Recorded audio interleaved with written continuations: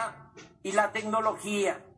La pensión a los adultos mayores, que fue una creación de nuestro movimiento, el programa de la pensión a los adultos mayores aumentará esa pensión al doble y tendrá carácter universal. Es decir, también van a recibir este apoyo los jubilados, pensionados del ISSSTE y del Seguro. 1 millón de personas con discapacidad o con capacidades diferentes tendrán una pensión igual que la de los adultos mayores. Se atenderá de inmediato a los damnificados por los sismos. Se otorgarán créditos a la palabra a agricultores, ganaderos, pescadores, a dueños de talleres, a los artesanos, a pequeños comerciantes, a empresarios. Se ayudará a productores del campo con subsidios y precios de garantía y se venderá a precio justo una canasta de alimentos básicos para combatir la desnutrición y el hambre. Es importante precisar que los destinatarios de estos programas recibirán lo que les corresponde de manera directa, personalizada, sin intermediarios, con el propósito de que no haya manipulación de los apoyos con fines electorales y que lleguen a sus beneficiarios completos estos apoyos, sin moches ni comisiones indebidas.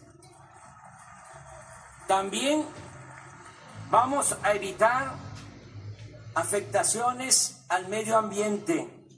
Aprovecho para reiterar que no se permitirá el fracking ni transgénicos.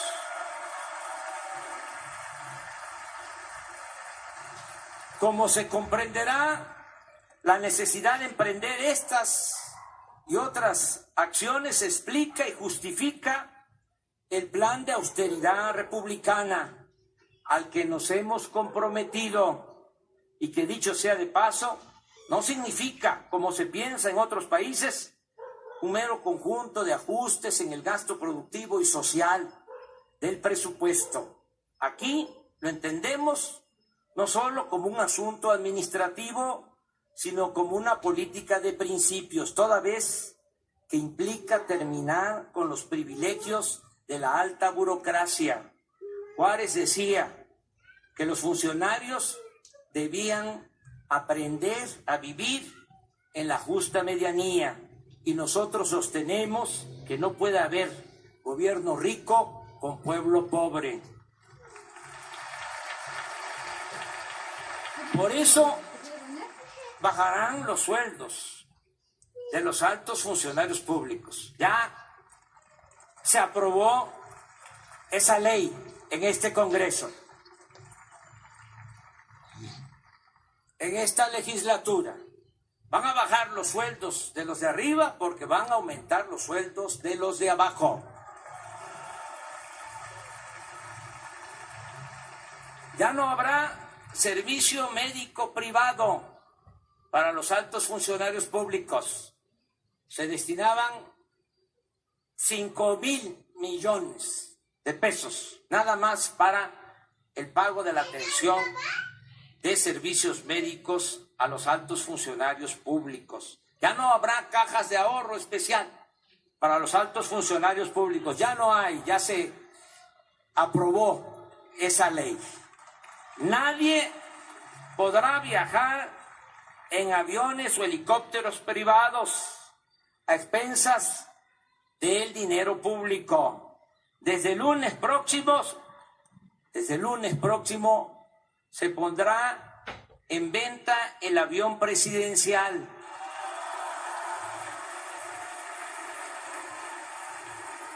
Y toda la flotilla de aviones y helicópteros para uso de altos funcionarios. El presidente de la República ganará el 40% de lo que recibía el presidente saliente. No habrá compras de vehículos para funcionarios. Se reducirá en 50% el gasto de publicidad del gobierno. Se van a disminuir las unidades administrativas en el país y no habrá oficinas del gobierno en el extranjero, salvo, por supuesto, las embajadas y los consulados. Los 8,000 elementos del Estado Mayor que se destinaban a cuidar al presidente y los 3,200 agentes de gobernación hasta ayer dedicados al espionaje pasarán a formar parte de la Guardia Nacional.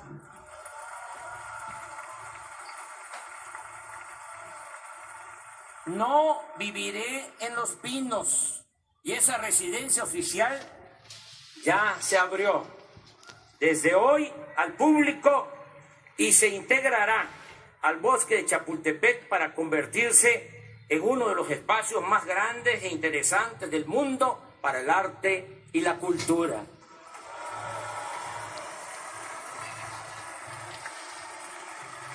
Otro cambio importante será el de la creación de la Guardia Nacional si lo autoriza el pueblo y el Poder Legislativo para enfrentar el grave problema de la inseguridad y de la violencia que padecemos. Esto significa replantear el papel de las Fuerzas Armadas ante la inoperancia de las corporaciones policiales. Es indispensable aceptar que la Policía Federal, creada hace 20 años para suplir la labor de las Fuerzas Armadas en el combate a la delincuencia, es en la actualidad un agrupamiento de apenas 20,000 efectivos que carecen de disciplina, capacitación y profesionalismo.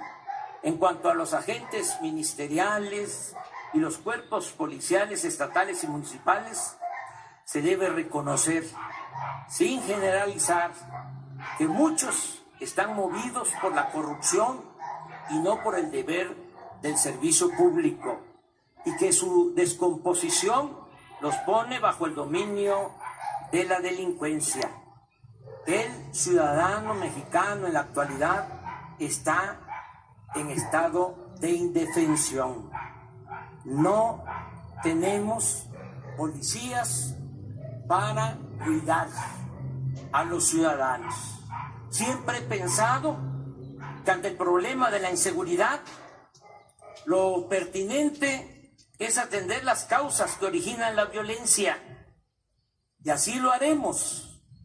Pero ante la ineficiencia de las corporaciones policiales y el grave aumento de homicidios, robos, secuestros, feminicidios y otros crímenes, estoy solicitando al Congreso con carácter urgente la aprobación de una reforma constitucional que nos permita crear, con la integración de la Policía Militar, la Policía Naval y la Policía Federal, una Guardia Nacional para realizar funciones de seguridad pública con pleno respeto a los derechos humanos.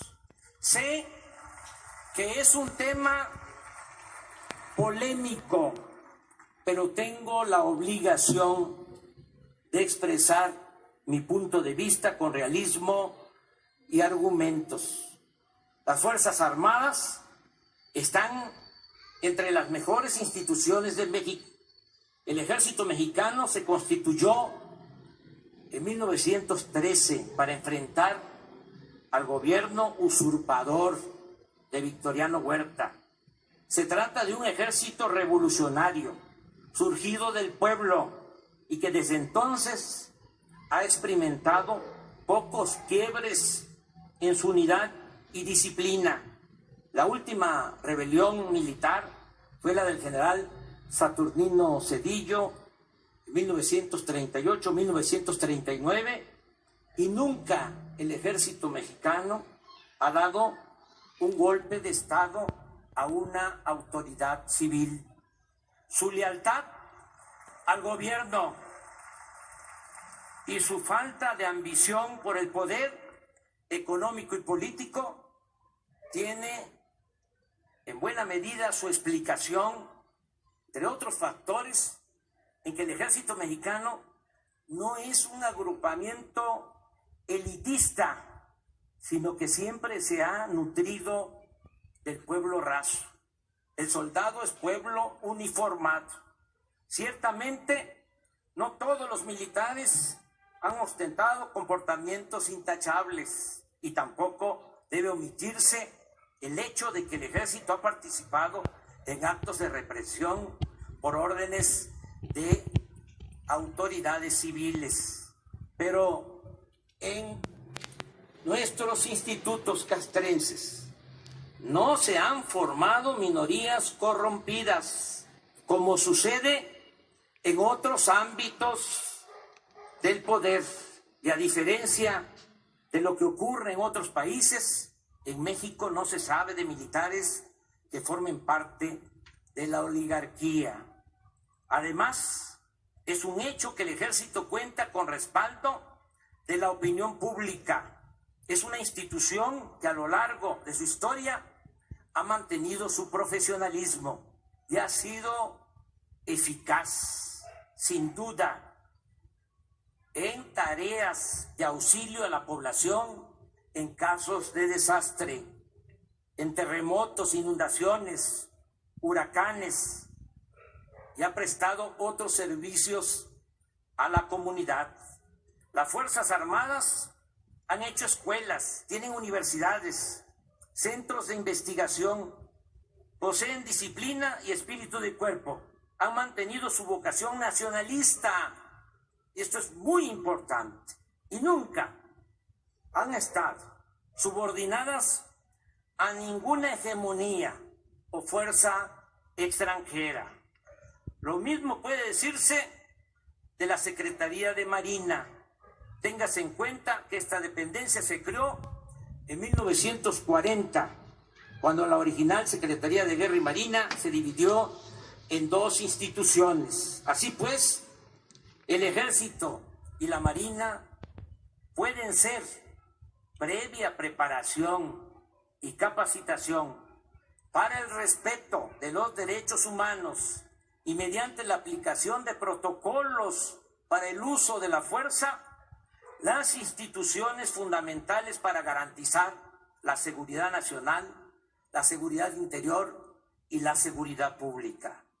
Agrego que el Plan de Paz y Seguridad incluye la creación de 266 coordinaciones territoriales en el país.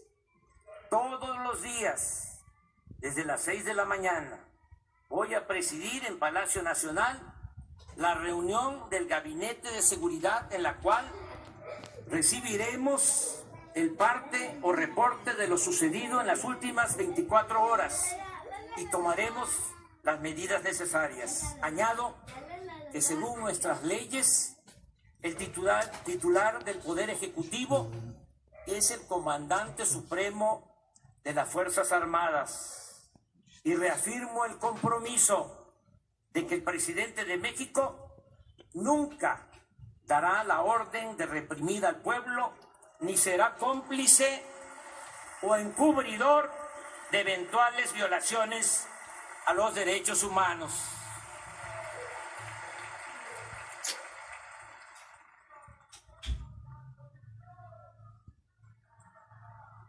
En materia de política exterior, nos apegaremos a los principios constitucionales de no